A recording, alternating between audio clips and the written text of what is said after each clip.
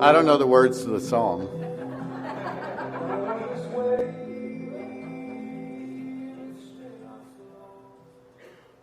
Good morning, everyone. I'm Mike, and I'm an alcoholic. My sobriety date is April 23rd, 1985, and for that I'm grateful. You know, Alcoholics Anonymous is celebrating 79 years, and I've given 45 minutes. So I can't give you 79 years of AA history in 45 minutes, but I am going to try to share some things maybe in a way that are new to you. Maybe you can walk out with some interesting facts about AA. And if not, I have to be in Prescott, so I'm leaving right after this, so you can talk amongst yourselves. I do want to thank the committee for inviting me. I'm honored, and I really do appreciate them extending the invitation. I was here last year, and when you get an invitation for the next year, that definitely makes you feel good, and certainly made me feel good, and I appreciate that. Now I'll get into my talk. Some years ago, I woke up with a concern. And I laid in bed thinking about my concern for a couple of minutes, and then I had a problem. And I laid there thinking about my new problem for a few more minutes, and it turned into a crisis. Nothing changed, mind you, other than I thought about it. And when the paralysis subsided enough, I called my sponsor, who was a new sponsor to me at the time. And I went over and we went and had breakfast together. And I shared my dilemma, my problem with Howard, who's here today. And I was very serious when I was sharing this, and he certainly appeared as though he was engaged with me. And he looked at me and he said, "Mike, your life is in divine order, unfolding into goodness." And I didn't think he heard me. You know, that certainly wasn't the response that I was looking to receive. So I, again, being a bit of a salesman, I kind of restructured what I had to say, and I gave him my pitch again. And he came back and he said, "Mike, your life is in divine order, unfolding into goodness." But then he followed it up with something like this.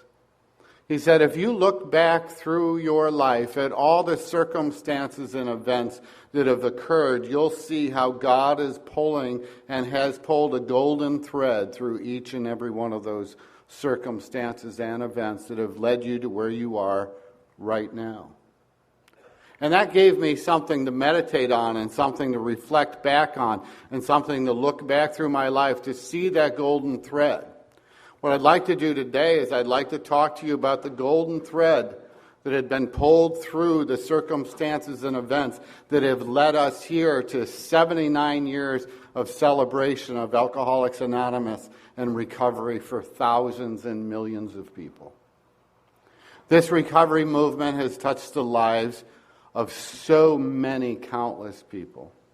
Today, AA facts are that over 600 different organizations have been granted permission to use the 12 steps and 12 traditions that originated in Alcoholics Anonymous.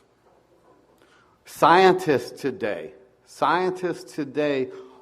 are doing studies on the 12 steps and establishing data that is showing that the 12 steps that originated in Alcoholics Anonymous, when applied to an individual over a period of time, will change the brain chemistry.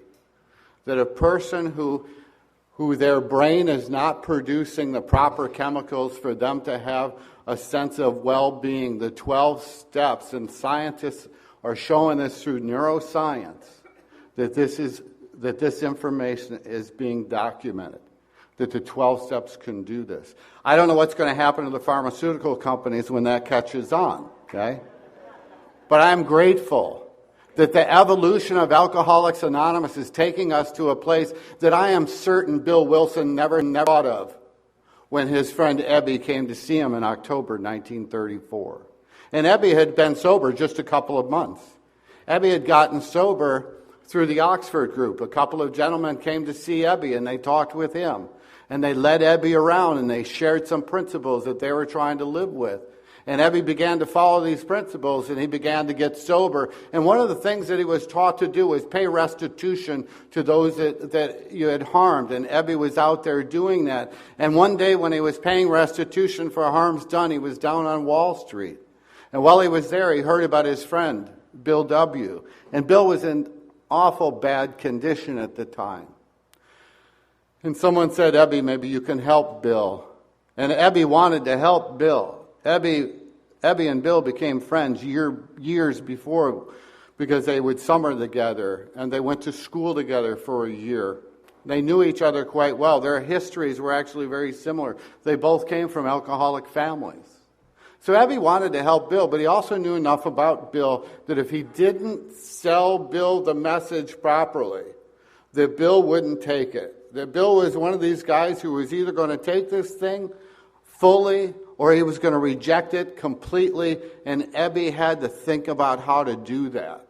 Some of what I might share with you this morning might not be what you read in the Big Book, okay? And it doesn't mean that what you read in the Big Book is wrong. It's just a different perspective of the same story. See, if Howard, again, I've got a sponsor who has some wonderful stories, and I happen to pay attention. So he tells me these things, and I'm like, I'm going to use that. And one that he shared with me was the story of the dollar bill. And if you took a dollar bill and you put it between Steve and I had Steve describe exactly what he saw. He would describe a dollar bill from his perspective. I would describe it from my perspective. It would be two completely different perspectives of the exact same dollar bill. That's AA history. Bill talks about his musing was interrupted by the ringing of the phone. Well, Ebbie didn't tell it quite that way. Ebbie called over to the Wilson house, and Lois answered. This is Ebbie's version. Ebbie talked to Lois for a few minutes and told Lois that he was in New York and he was sober, that he had found his sobriety in the Oxford group, and part of what he was learning to do was to share that message with others. By helping others, he was finding the help that he needed himself. Lois said, "Oh, Ebbie, we would love for you to come by. Please do. Come join us for dinner." They scheduled a dinner date. Ebbie showed up a little bit early for the dinner. Bill happened to get there shortly after Ebbie arrived, and they had some small talk. Bill had to leave to go get some cigarettes, and Ebbie says that he had to go to the delicatessen. So we all know what Bill was doing. He was going to get another drink.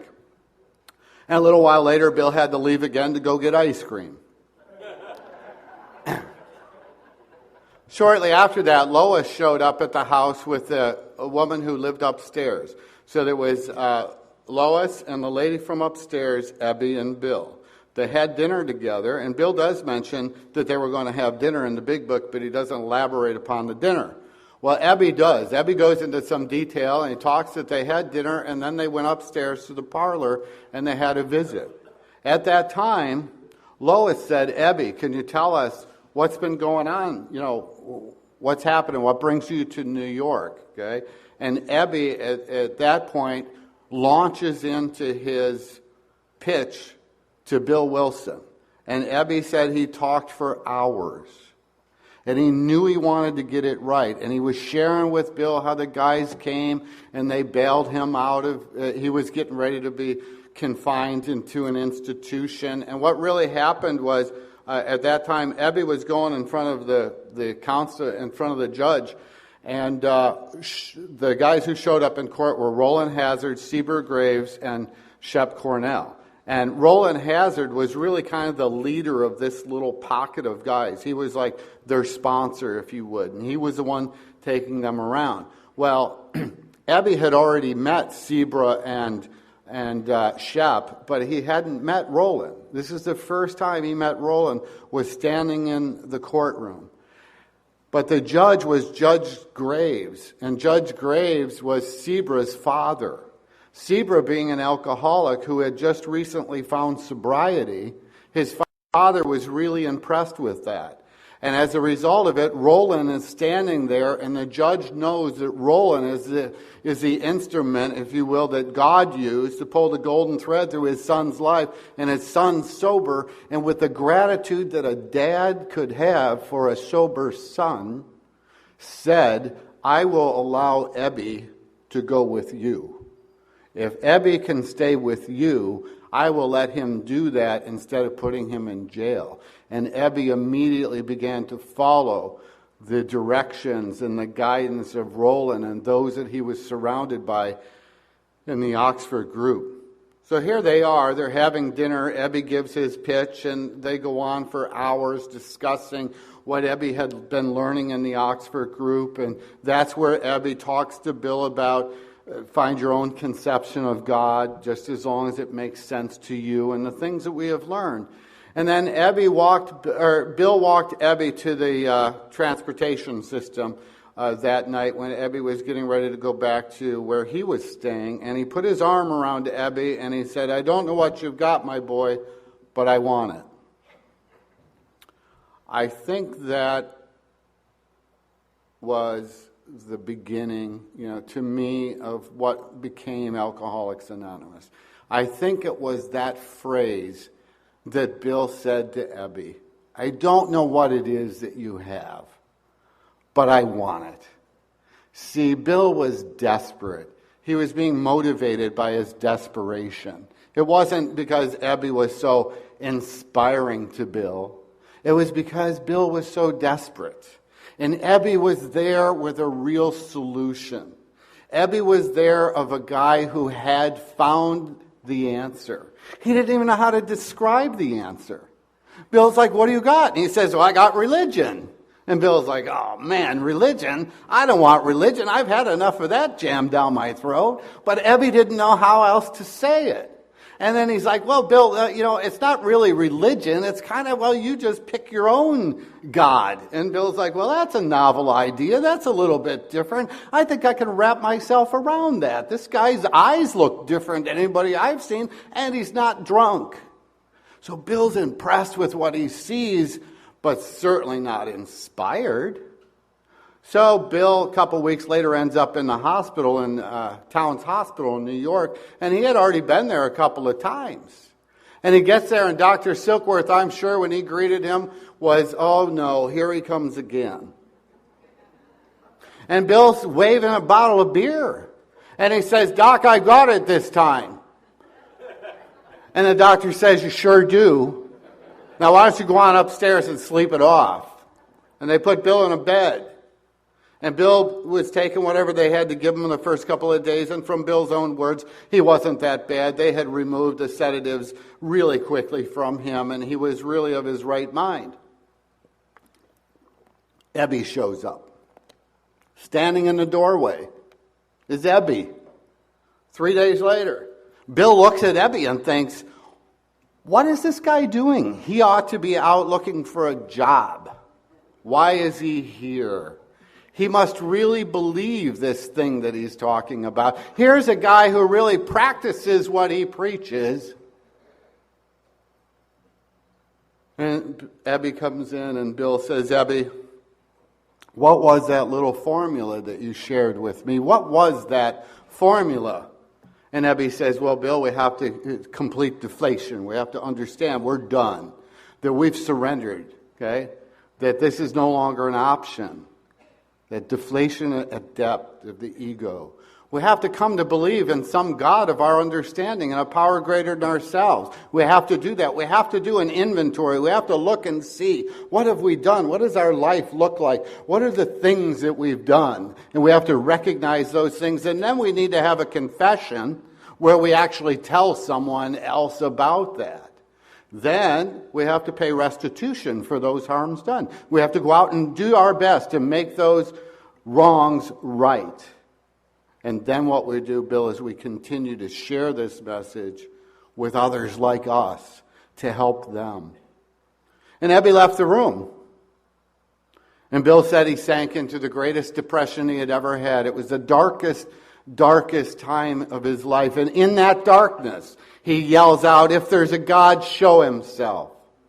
We've all heard the story of the white light, the bright room lighting up. And here Bill is in bed, just getting through all of the detoxification from the alcohol. His friend left. He's in depression. He's crying out to God, and he feels a great wind blow. It's as though he's on a mountaintop. And the room is light. And he sees this and he changes. He has this profound spiritual awakening, or at the time they would call a Christian conversion. Okay? Profound. The room lit up. He was different. He knew that he had been released from the bondage of alcoholism. And he summoned his doctor, and the doctor comes in, and Bill says, "This is what happened. This is what happened." And the doctor starts asking him questions. And you can see the doctor just writing, the little doctor who loved drunks, and he's just writing, and he's asking Bill questions about what had occurred. And Bill's answering to the best of his ability. And he's saying, "Doctor, did I hallucinate?" And the doctor's, no, Bill, it wasn't a hallucination. I've heard of these things happening. They're very, very rare, but I have heard on an occasion this type of thing happens. This alteration of character, this change that's come over you. I don't know exactly what it is, but you better hang on to it, because whatever it is so much better than what had you just a few hours ago. And throughout that process, while Bill's in the hospital, he asked permission that he can go speak with other drunks that are there and other drug addicts that are there. This was a hospital for alcohol and drug addicts. And Bill was granted permission. And I believe that Bill Wilson was the first lay therapist ever given permission to work as a lay therapist for free in a nationally known hospital for drug addiction and alcoholism. And the co-founder of Alcoholics Anonymous was given the blessings of the owner of the hospital that he could go talk to patients, and he began to do that. While he was doing that, he was also attending meetings of the Oxford group. He was bringing the drunks from the hospital into his house, and he was trying to give them that spiritual experience that he had received, and no one was getting sober because he was trying to get them to believe that they could be saved, okay? And they could have this spiritual awakening, this experience, this profound change if they would just surrender as he did. And just beg God to help him. And he did this for 6 months. And no one got sober. And I'm sure that Bill was discouraged.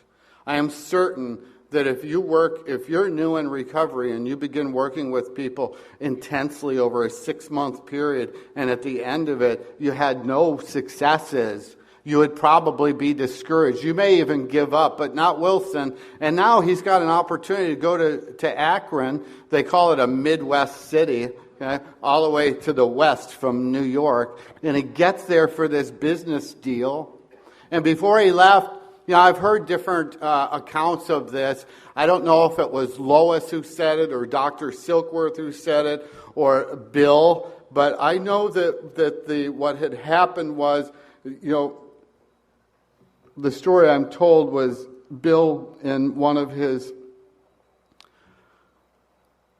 mood issues, had said to Lois, "I don't know if this is worth it. I'm trying to help all these guys and nobody's getting any help. They're all getting drunk. We even had one commit suicide in our house." And Lois said, "But Bill, you've stayed sober." Dr. Silkworth gave the magic ingredient to Bill by telling Bill, you're trying to preach to these guys from a moral hilltop. Let's not talk to them about that part of it. Let's first talk to them about the disease or about the illness. Let's talk to them about the allergy. Let's talk about how once an alcoholic begins to drink, what happens. And Dr. Silkworth went through the medical part of alcoholism with Bill. So Bill was armed with information that he needed to have while God was pulling this golden thread through our lives. And Bill made it to Akron. His business deal, apparently, perception was that it had collapsed. So Bill is stuck in the Mayflower Hotel, barely enough money to get home, not enough money to pay his bill. He's contemplating for the first time in 6 months, he's actually seriously contemplating taking a drink. And he said he's pacing the lobby of the hotel at the Akron Mayflower. And down at one end of the hotel is a church directory, and at the other end is a bar. And it's a Saturday afternoon, and people are beginning to come into the bar, and Bill's thinking maybe he could go in there and strike up a conversation, have a glass of ginger ale, and kind of, have some people to talk with. But then his mind's telling him, no, Bill, you don't want to do that. You're on shaky ground. You're on shaky ground. You don't want to do that. You need to find another alcoholic to work with. That's been keeping you sober. And he gets back down to that church directory, and he's going back and forth a little bit, and finally he looks at the directory, and he goes down and he finds a name, and the name was Reverend Walter Tunks. And for some reason, Bill selected Reverend Walter Tunks' name, and he called Reverend Tunks, and Reverend Tunks gave him the name of a guy named, last name Shepherd. Yeah. Nice try, though. But it was Shepherd. Last name was Shepherd. And Tunks gave him this name, and Bill calls Mr. Shepherd and says, I'm Bill Wilson. I'm from New York. I'm going to the Oxford group. I'm a drunk, and I need another drunk to work with. And Shepherd says, well, Bill, let me give you some names of some people I'm acquainted with. They're all members of the Oxford group here, and they attend, and they may be able to help you. So they give Bill a list of names. Bill begins calling these names, and it's Mother's Day weekend. So people are going out to dinner. They've got company going into town. They're going out of town. All kinds of things are going on. But the bottom line is there was nobody available to help Bill. And he gets to the last name, and that name is that of Henrietta Seiberling. And he goes through the whole deal because he had been successful. He knew the Seiberling name, the family, the corporation. He was a little bit uncertain about calling. He finally picked up the phone and called, and Henrietta says, oh, I've got someone who you need to speak to. So she makes arrangements for Bill to come over, and in the meantime, she calls her friend Ann Smith. Ann Smith had been a regular attendee of the Oxford group, and her and Henrietta and a few other people had actually been doing a lot of prayer for Dr. Bob, to try to get Dr. Bob sober, because they were about to lose their house. He was about to lose his practice. For all intents and purposes, he couldn't go to work anymore. They had very little income coming in. The creditors were banging on their door. His wife was concerned that he wasn't going to last long. He had tried to get sober unsuccessfully. So Henrietta calls over there and says, I've got this drunk from New York here who's got a cure for Dr. Bob. We need to get these two guys together. And Ann's like, wow, that's fabulous. But it's Saturday before Mother's Day, and she says Dr. Bob can't come see anybody. And Henrietta's persisting. And finally, Ann, and she probably was embarrassed like any wife would be of their husband who was passed out drunk. She said, Dr. Bob brought me home a potted plant, and he's under the table. The plant's on top of the table.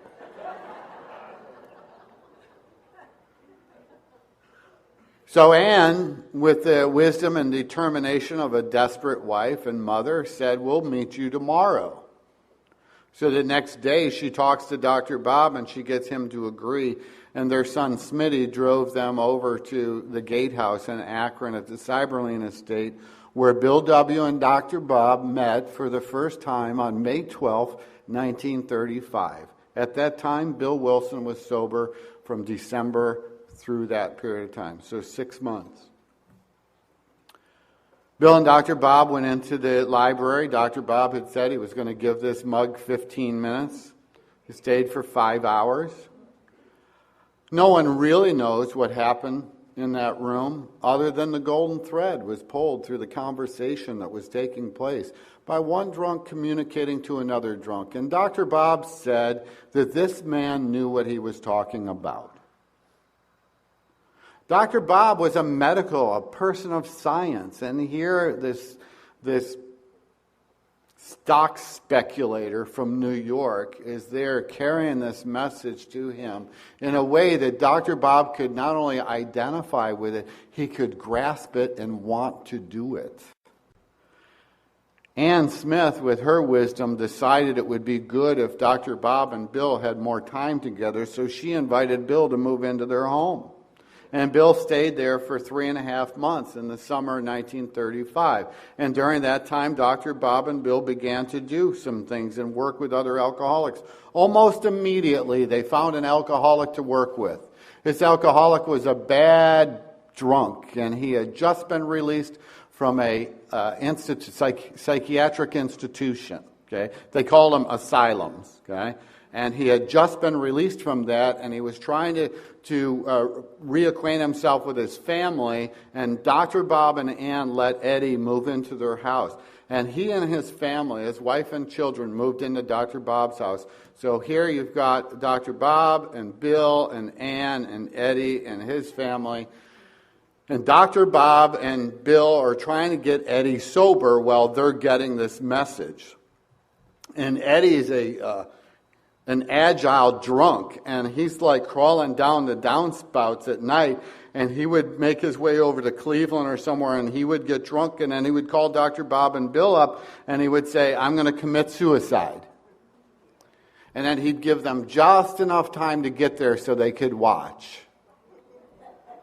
And they would go get Eddie, and they'd bring him back, and they'd try to get him sober and go through the process. And what happened with Eddie was he had some other problems. And he started chasing Dr. Bob's wife around the kitchen with a butcher knife. And Eddie had to be committed. So the first guy that Dr. Bob and Bill tried to help really would appear to have been a failure.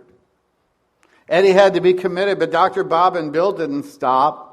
They continued to talk about what they had found, and Dr. Bob then had to take a business trip to Atlanta. It was something he did, or to Atlantic City. It was something he did every year.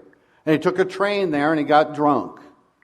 And he showed back up in Akron drunk, and they got Bill, and they got Ann, and they got Bob, and they brought him back to the house, and he had a surgery to do, and Bill tried to help get him sober. Kind of the lightning sobriety thing that's, sedatives and a few other recipes they were learning at the time. And they were giving this to Dr. Bob. And Bob got to a point where he was steady enough to go do the surgery. And that morning he drank a bottle of beer and took a couple sedatives and went in and did the surgery. And it was a successful surgery. But Dr. Bob disappeared after that. And of course, you have to think what Bill must be going through here. Here, the only guy that was really buying into this process went away and got drunk. And here he is trying to put a Band-Aid on him so he can do his surgery. Then he doesn't show back up that day, and Bill's got to be just going crazy thinking, how can I go home? This is not going to work. I need somebody who really wants this thing. This guy's a drunk. Dr. Bob comes back. Yeah, you caught that, didn't you? Yeah, we can look hopeless. That's why that says seemingly hopeless state of mind and body. Because it certainly appears as though we're hopeless on those darkest days. But Dr. Bob came back and they said, "Where have you been?" He said, "I've been out talking to some of the people that I heard, and I've been letting them know what I'm doing. We're going to do this thing. We're going to do this thing." And he called the nurse over at Akron City Hospital where he had been working, and he said to the nurse, "There's a guy from New York and we have a cure for alcoholism, and do you have a patient down there we might come and talk to?" And the nurse, with her humor and wit and wisdom, said, "Doc, have you tried it on yourself?" So Dr. Bob and Bill went and they met with the man that we refer to as the man on the bed. His name was Bill D., and he became AA number 3. Now, we know that Dr. Bob and Bill went to make that call on Bill D. At the end of June 1935. And Bill stopped then and continued sober the rest of his life. But there was a fourth man there in the room at the time. He hadn't yet chased Ann around the house with a butcher knife, and that was Eddie. And Eddie later, when Bill was writing the book Alcoholics Anonymous Comes of Age, he sent letters out to some of the early members asking for their recollections.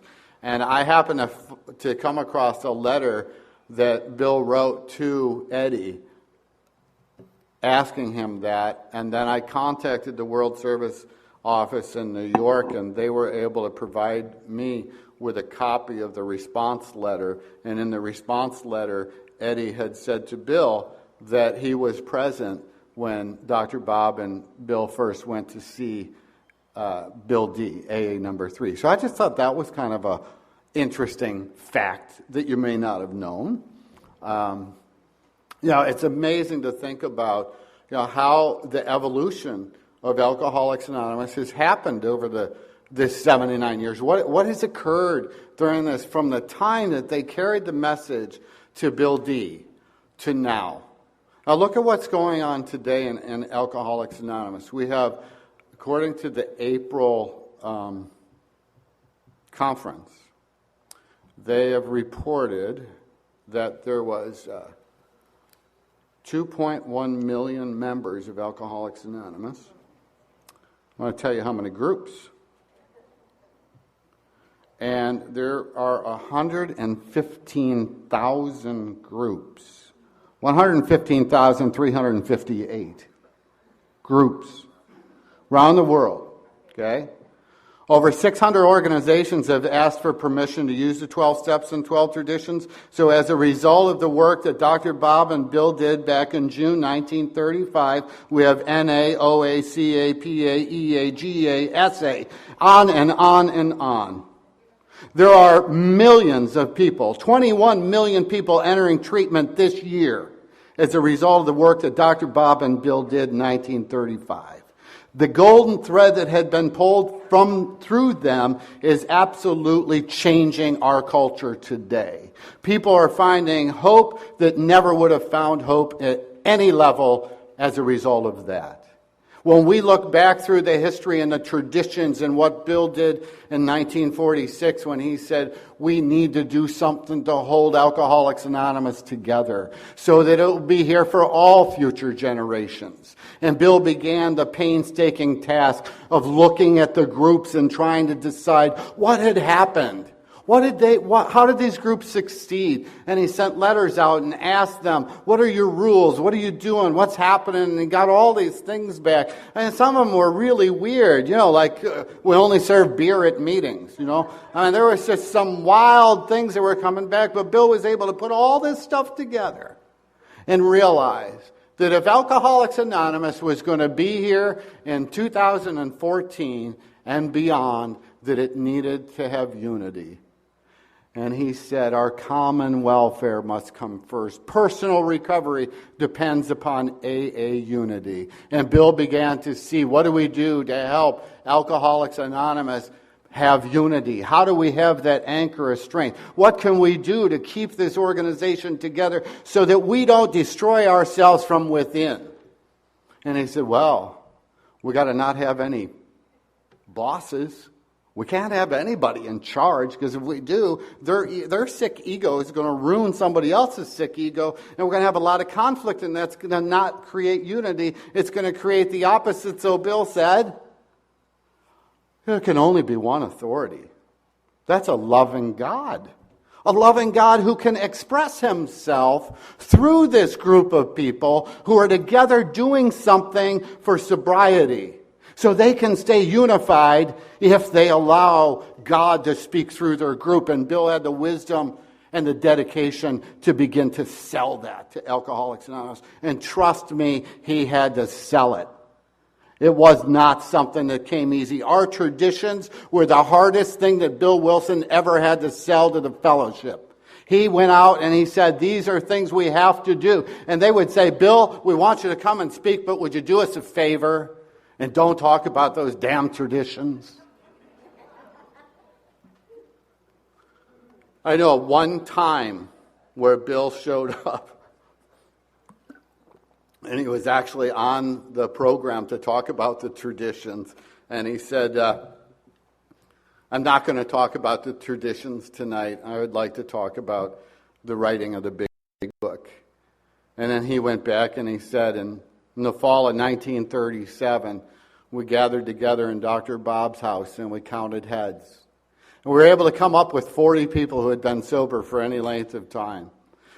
And at that meeting, they discussed the possibility of having a chain of hospitals, some missionaries, and a book.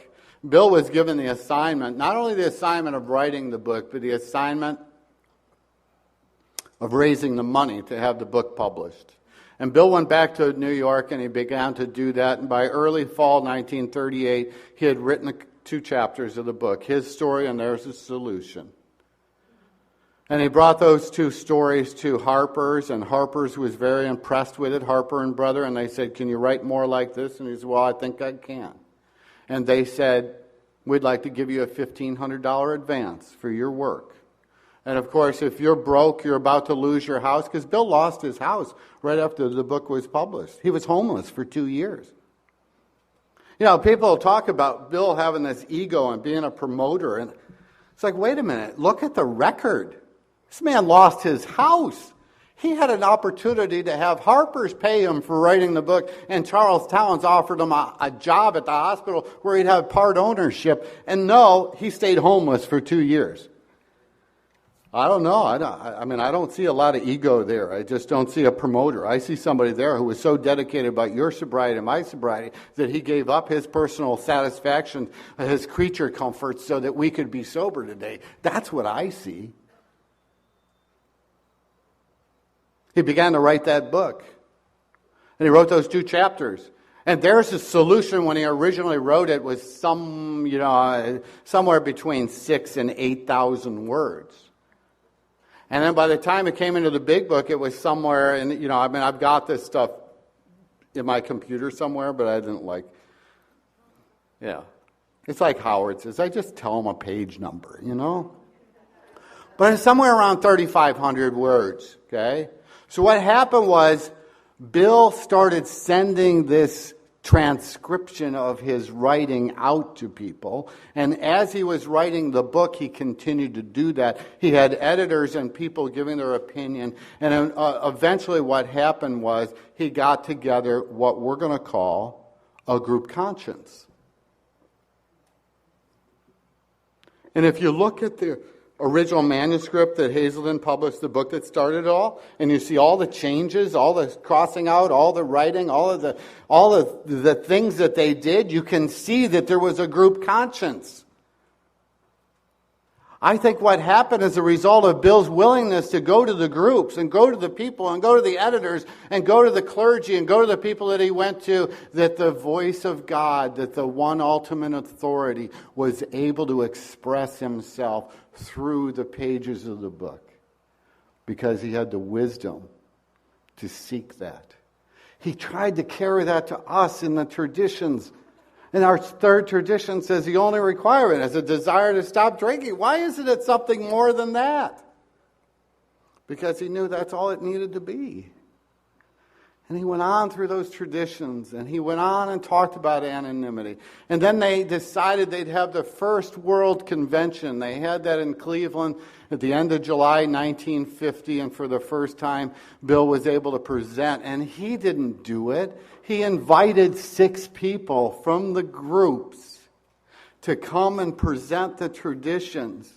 And they each got to share on 2 traditions. And then Bill summarized the traditions, and the traditions were adopted as part of Alcoholics Anonymous on July 29, 1950. And thank God for that. Because if it wasn't for his work and his determination and the people that he had to go up against to try to sell on this idea, I don't think Alcoholics Anonymous would have lasted the 79 years. Then what did he do? He decided that if Alcoholics Anonymous was going to stay and last, not only did it need unity, not only did it need recovery, but it also needed service. In 1951, he starts the General Service Conference. 1962, he publishes a book on the 12 concepts of service so that we have guidelines to help us as we go forward and keep Alcoholics Anonymous together for all future generations. Bill wanted to leave Alcoholics Anonymous after the 1955 convention when he said AA has now come of age. And from 1955 until 1971, when he passed away, he never figured out how to do it.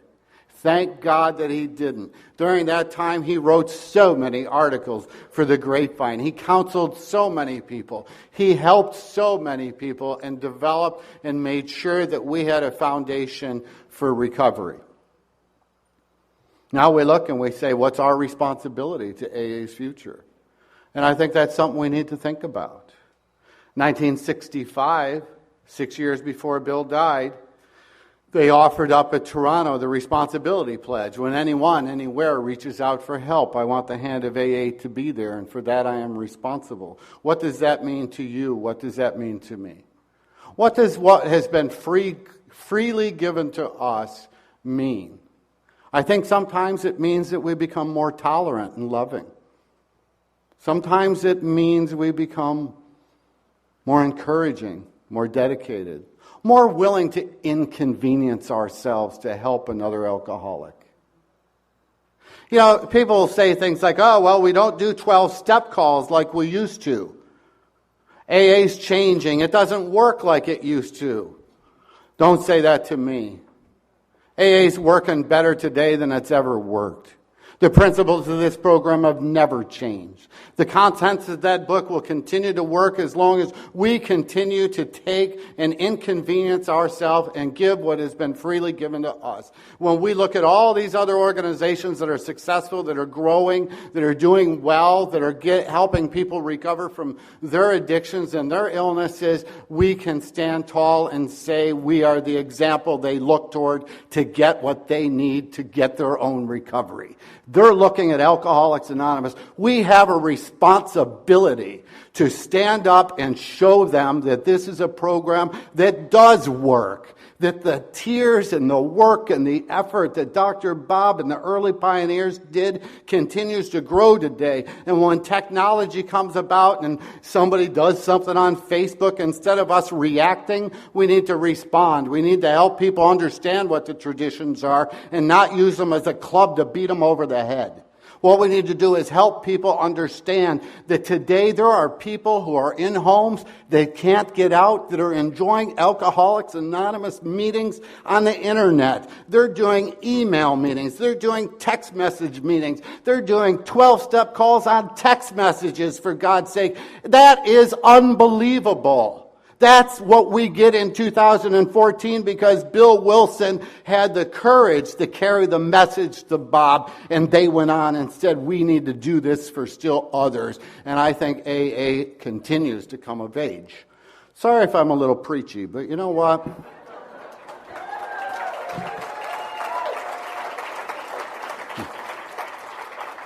I love these talks that I didn't prepare for, you know. And I remember one night I was getting to do something, and Howard happened to be there, and I said, he asked me to do it. That was it. I said, I haven't prepared anything. He says, you've been sober 26 years. That's enough time.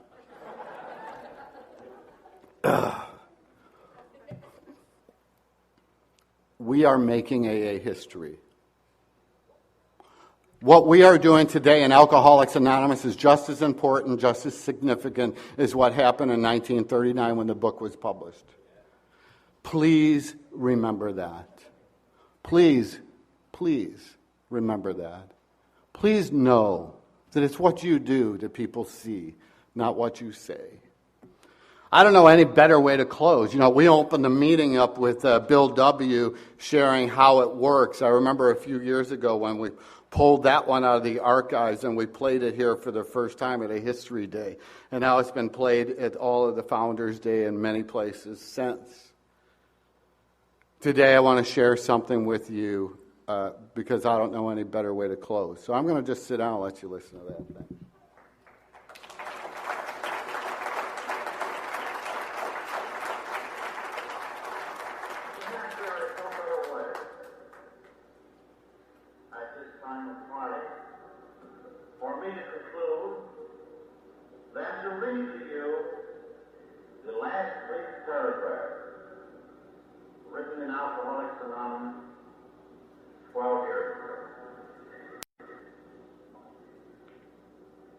abandon yourself to God as you understand God. Admit your faults to Him and to yourself. Clear away the reins of your faith. Give freely of what you find and join us. We shall be with you in the fellowship of the Spirit, and you will surely meet some of us as you trudge the road of happy destiny. May God bless you and keep you until then.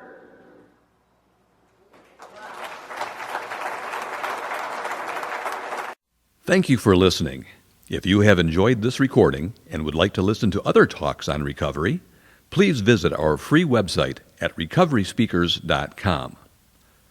We have assembled the largest historical recovery audio library in the world and are adding new talks each day.